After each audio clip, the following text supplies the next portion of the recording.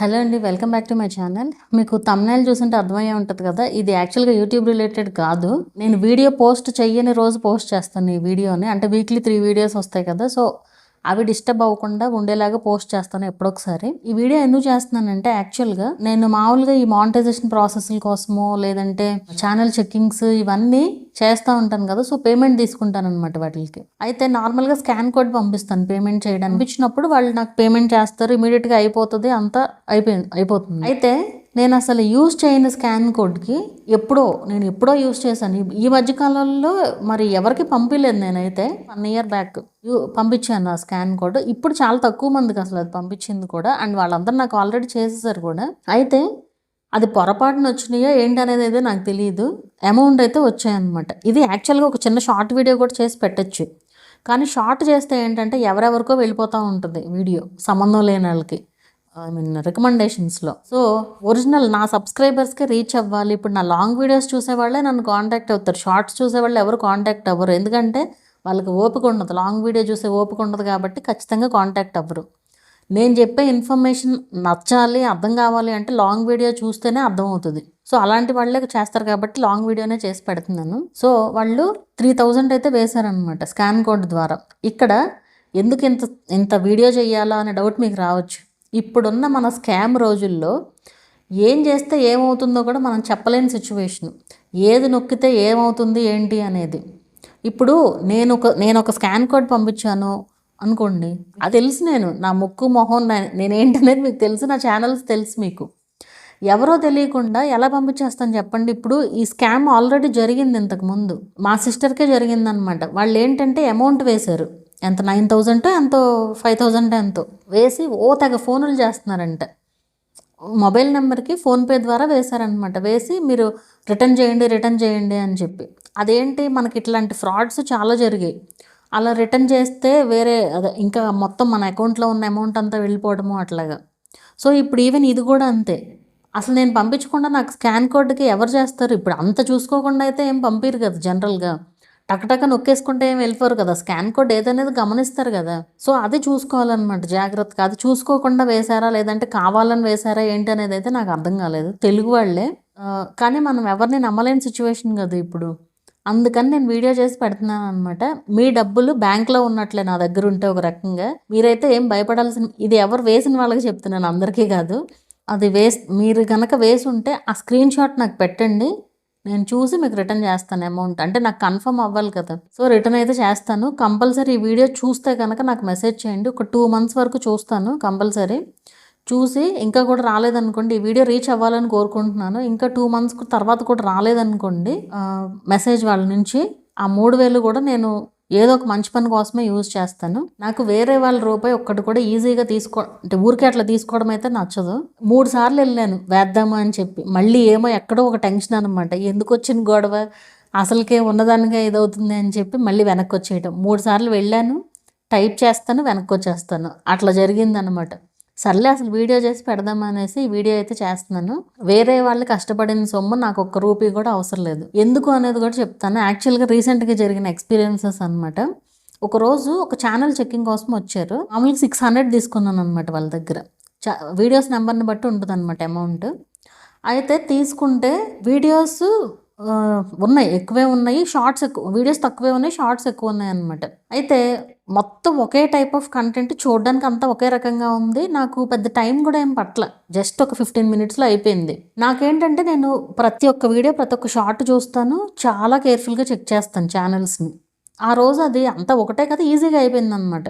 ఏం మిస్టేక్స్ లేవు, అంతా అయిపోయింది. నేనేమనుకున్నానంటే ఈజీగా వచ్చేసింది అమౌంట్ అనేసి అనుకున్నాను. అలా అనుకోకూడదు. నేను కష్టపడకుండా వచ్చింది నాకు నిలబడదు అని చెప్పడానికి చెప్తున్నాను మీకు ఇది. ఆ నెక్స్ట్ రోజు అదే రోజు ఆ ఛానల్ చెక్కింగ్ అయిపోయిన తర్వాత బయటికి వెళ్ళామన్నమాట. మేము ఇక్కడ బెంగళూరు వచ్చి 7 years అయింది, 6 years 7 years అయింది వచ్చి ఇక్కడికి. మేము వాడేదంతా మన ఏపీ రిజిస్ట్రేషన్ ఇవే ఉంటాయి కదా, కార్లు కానీ బళ్ళు కానీ ఏవైనా సరే. అయితే ఇన్ని సంవత్సరాల నుంచి ఎప్పుడు లేనిది ఆ రోజు ఇది జరిగింది. రీసెంట్గానే ఒక 6 to 7 months బ్యాక్ అనుకోవచ్చు. కార్ ఆపి అన్నీ ఉన్నాయి, డాక్యుమెంట్స్ అన్నీ ఉన్నాయి మా దగ్గర, అన్నీ చూపించినా కానీ ఏదో ఒక డబ్బులు లాగాలంతే. మనం ఎట్లాంటి సిచ్యువేషన్లో ఉన్నామంటే ఈ రోజుల్లో తప్పు చేసినా కానీ డబ్బులు ఇస్తే కరెక్ట్ అయిపోయే రోజులు అనమాట ఇవి. మామూలుగా ఇంకెక్కువే తీసుకుంటారు, గవర్నమెంట్ రూల్ ప్రకారం అయితే ఇంకెక్కువే తీసుకోవాలి. కాకపోతే ఇవి ఇవన్నీ డిస్కస్ చేయకూడదులేండి. కానీ 600 ఏవైతే వచ్చినాయో అవి అట్లా పోయినాయి అనమాట.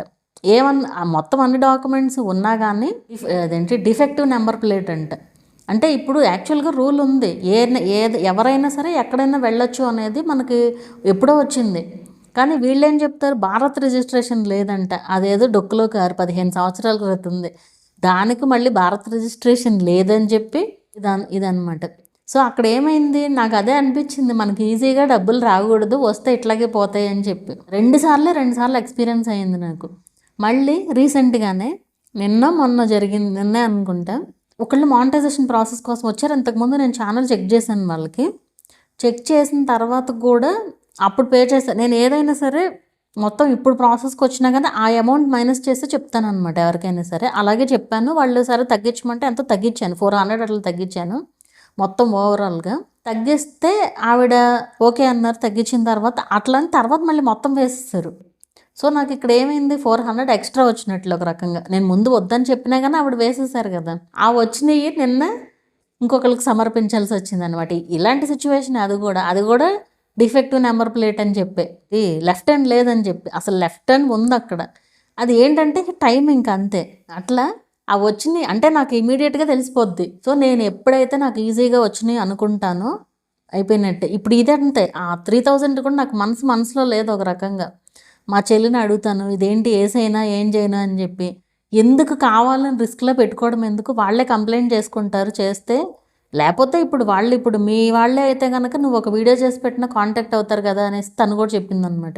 అందుకని ఈ వీడియో అయితే చేస్తున్నాను. అండ్ ఇంకో విషయం, ఇక్కడ ఈ మానిటైజేషన్ ప్రాసెస్లో కూడా ఎవరికి వాళ్ళు మనం మోసం చేసేసామని చాలా హ్యాపీగా ఫీల్ అయ్యే వాళ్ళు కూడా ఉన్నారు. ఏం చేస్తారులే అని చెప్పి, చెయ్యాలంటే ఏమైనా చేయొచ్చు. కానీ నా మెంటాలిటీ అయితే అది కాదు. మానిటైజేషన్ ప్రాసెస్ అయిపోయిన తర్వాత కూడా నేను మామూలుగా చాలా కరెక్ట్గా ఉండాలని అనుకుంటాను. నా దగ్గరకు వచ్చే వాళ్ళు కూడా అట్లాగే ఉండాలనుకుంటాను. నేను అలాగే ఉంటాను.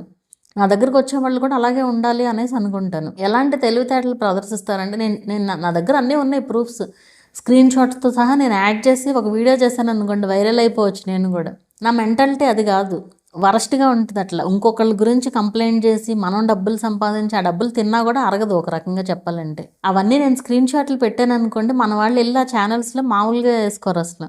అలా ఉంటుంది అనమాట. అవన్నీ నేను చెప్పను, ఏది కూడా రివీల్ చేయను బయటికి. ఎందుకు చేయను అంటే నాకున్న సంస్కారం అది ఒక రకంగా చెప్పాలంటే. సో మానిటైజేషన్ ప్రాసెస్ అయిపోయిన తర్వాత కూడా 2 వీక్స్ బ్యాక్ చెప్పారు అమౌంట్ వేస్తామని చెప్పి, రేపు వేస్తామని చెప్పారు. సరే వెయిట్ చేశాను. ఇప్పుడు మేమేం పెద్ద రిచ్ ఎలా పడితే అలా ఉండేటట్టు ఏం కాదు. మీరు చూడొచ్చు, నాకు డ్రెస్సులు కూడా పెద్ద ఏమి ఉండవు. నేను అసలు కొన్నాను ముందు. మేమేం అంత రిచ్ ఏం కాదు, just normal middle class family. ఏదో వచ్చేస్తున్నాయి అనుకుంటారు తప్ప అక్కడ అంత సీన్ ఏమి ఉండదు. ఫస్ట్ తారీఖు వస్తుందంటే ఎవరికైనా టెన్షన్ వస్తుంది. ఈ లోన్స్ అవనివ్వండి, ఏదైనా మన బిల్సే మనకు ఉంటాయి కదా, బొళ్ళని కట్టుకోవాల్సినవి. నోరు తెరిచి అడిగినా కూడా ఇవ్వని వాళ్ళు కూడా ఉన్నారు. ప్రాసెస్ అయిపోయింది కదా అంతే. ప్రాసెస్ అవ్వలేదనుకోండి, ఇప్పుడు స్టార్ట్ చేయాలనుకోండి ప్రాసెస్, మానిటైజేషన్ ప్రాసెస్, అప్పుడు ఎట్లయినా తెచ్చేసి ఇచ్చేస్తారు. ఏంటంటే మంచితనానికి పోయి ఇది తెచ్చుకోవడం అనమాట.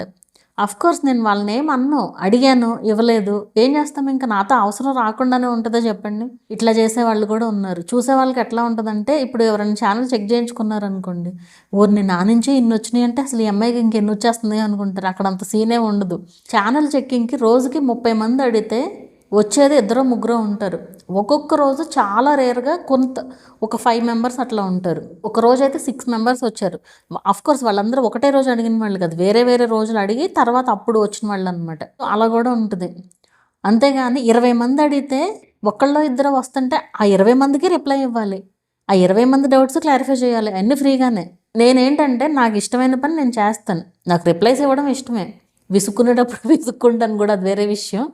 ఎందుకంటే రిపీటెడ్గా ఒకటే క్వశ్చన్ అడిగితే ఎవరికైనా విసుగు వస్తుంది. ఇప్పుడు అలా మోసం చేసామని హ్యాపీగా ఫీల్ అయిపోయినా అదేం మిగలదు వాళ్ళకి తెలియదు ఆ విషయం అంతే. ఒక విషయం చెప్పాలంటే, ఒకరికైతే మానిటైజేషన్ ప్రాసెస్ అవ్వలేదన్న విషయం వాళ్ళకి తెలియదు. వాళ్ళకి వచ్చిన చేసేసుకున్నారు. మొత్తం అంతా చేసి ఇచ్చింది నేనే. వాళ్ళకి వచ్చిన చిన్నవన్నీ చేసుకున్నారు అనమాట. చేసుకుని ఇంకేముంది, అయిపోయింది, అమౌంట్ వచ్చేస్తుంది, ఇక నాతో కాంటాక్ట్ అవ్వవసరం లేదు అనుకున్నారు. మొత్తం అంతా అయిపోయిన తర్వాత ట్యాక్స్ ఇన్ఫర్మేషన్ లేదు, బ్యాంక్ డీటెయిల్స్ లేవు, అమౌంట్ ఎట్లా వస్తుంది, అమౌంట్ రావట్లేదు అనుకుంటూ అప్పుడు మెసేజ్ పెట్టారు. అంటే వాళ్ళు నన్ను కాంటాక్ట్ అవ్వద్దు అనే డిసైడ్ అయ్యారు. అమౌంట్ ఇవ్వాలి కదా మళ్ళీ. ఇదంతా ఎప్పుడో లేండి జరిగింది. అది కూడా తెలివితేటలేంటి, వేరే మెయిల్ నుంచి పెట్టారు, వేరే ఐడి నుంచి, ఇన్స్టాగ్రామ్ ఐడి నుంచి, నాకు తెలియకూడదని చెప్పి. సో నాకు కొన్ని గుర్తుంటాయి. ఎందుకంటే మనం అసలు అది ఎలాంటి ఛానల్ అనేది చూస్తే అర్థమవుతుంది కదా. అది చూసి అడిగాను, అవును మీకు ఇప్పటి వరకు ఇన్నాళ్ళు ఎందుకు ప్రాసెస్ నేను చెప్పుంటాను కదా ఐడి వెరిఫికేషన్ టైంలో రమ్మని అని చెప్తే, అవును మేడం చేసేసుకున్నాము మేమే అది అనేసి చెప్పారనమాట. అప్పుడు అంటే వాళ్ళ ఉద్దేశం ఏంటంటే అమౌంట్ ఇవ్వవసరం లేకుండా సరిపోతుంది కదా. అంటే అట్లా ఇప్పుడు నేను చాలా కరెక్ట్గా ఉంటాను. మానిటైజేషన్ ప్రాసెస్ అంటే నా ఛానల్ ఎట్లా చూస్తానో నేను వాళ్ళ ఛానల్ని కూడా ఆ విధంగానే చూస్తాను. అలాంటప్పుడు అలా చేయడం ఎంతవరకు కరెక్ట్ చెప్పండి. అసలు ఒకసారి ఆలోచిస్తే తెలుస్తుంది. అట్లా ఇవ్వని వాళ్ళు ఎంతమందో ఇంకా నాతో పని లేదా అనుకుంటున్నారు. సరే పోనీ కానివ్వండి. ఇప్పుడు నేనైతే వాళ్ళ దగ్గర వాళ్ళ పాస్వర్డ్స్ అవి కూడా ఉంటాయి నా దగ్గర. నేను అవన్నీ ఏం చేయను కదా. అంత చీప్ మెంటాలిటీ అయితే కాదు నాది. ఎందుకంటే చెయ్యాలంటే ఏమైనా చేయొచ్చు. ఇప్పుడు వాళ్ళు చేశారన్నట్లాగా నేను కూడా చేస్తే వాళ్ళకి నాకు తేడా ఏముంటుంది చెప్పండి. నేను నా మైండ్ ఎప్పుడు ఫ్రీగా పాజిటివ్గా ఉండాలని కోరుకుంటాను. ఇప్పుడు నాకు వాళ్ళు ఇవ్వలేదని నేనే మేడమను, ఇస్తే తీసుకోకుండా ఉండను. అది ఎందుకంటే వాళ్ళకు ఉండాలి బుద్ధి. మనం వర్క్ చేయించుకున్నాము, ఇవ్వాలి అనేది వాళ్ళకు ఉండాలి. హ్యాపీగా అమ్మయ్య పర్లేదులే ఇవ్వవసరం లేదు హ్యాపీగా అనుకున్నారు అనుకోండి, ఆ అమౌంట్ వాళ్ళ దగ్గర ఉండవు. దానికంటే డబల్ త్రిబుల్ పోతాయి కూడా ఏదో ఒక రూపంలో. మనం ఎదుటి వాళ్ళని మోసం చేసాము అంటే ఏదో ఒక రూపంలో ఖచ్చితంగా తిరిగి వస్తుంది. నేను నమ్మేదైతే అదే. అండ్ నిజంగా నాకు అమౌంట్ అవసరమైనప్పుడు ఎప్పుడెప్పుడో ఇవ్వాల్సిన వాళ్ళు కూడా ఇచ్చిన రోజులు కూడా ఉన్నాయి. అంటే నిజంగా అవసరమయ్యి ఏం చేయాలని తల బాదుకుంటున్నప్పుడు అలా వచ్చినవి కూడా ఉన్నాయి. మేబీ అలా అయినా దేవుడు ఏమన్నా బుద్ధి పుట్టిస్తాడేమో చూడాలి వాళ్ళకి. సో అది టాపిక్కే మారిపోతుంది ఇదే. సో మీకు ఇది అమౌంట్ ఎవరైతే వేశారో నేను పేరు కూడా చెప్పట్లేదు. ఎందుకంటే మన వాళ్ళు టెక్నిక్స్ వాడతారు. ఏముంది ఆ పేరు పెట్టి ఏముంది ఏమైనా చేయొచ్చు కదా. సో నేను పేరు అయితే చెప్పట్లేదు ఏ పేరు నుంచి వచ్చినాయి అనేది. సో 3000 అయితే వచ్చినాయి. సో అది నాకు మీరు ఎవరైతే చేశారో మీ స్కాన్ కోడ్ ఏదో ఒకటి పెడితే, మీ ఫోన్ నెంబర్ ఏదో ఒకటి పెడితే నేను చేస్తాను. మీ అమౌంట్ బ్యాంక్లో ఉన్నట్టు ఒక రకంగా 2 months వరకు అయితే ఖచ్చితంగా చూస్తాను. ఇది జరిగి కూడా 2 వారాలు అయింది అప్పటికే. సో 2 months వరకు చూస్తాను. చూసి ఏమి ఇంకెవరు రాలేదనుకోండి, మీ డబ్బులు మాత్రం మంచిగా ఖర్చు పెడతాను. మీరేం భయపడాల్సిన పని లేదు. మీరు వస్తే ఓకే ఇచ్చేస్తాను. అది మెయిన్ నా భయం ఏంటంటే ఒకవేళ స్కామ్ అయితే నేను ఇదైపోతాను కదా అనేసి అనమాట నా భయం, అంతే. సో అందుకే నేను చెయ్యట్లేదు. సో చూస్తే మాత్రం కాంటాక్ట్ అవ్వండి దయచేసి.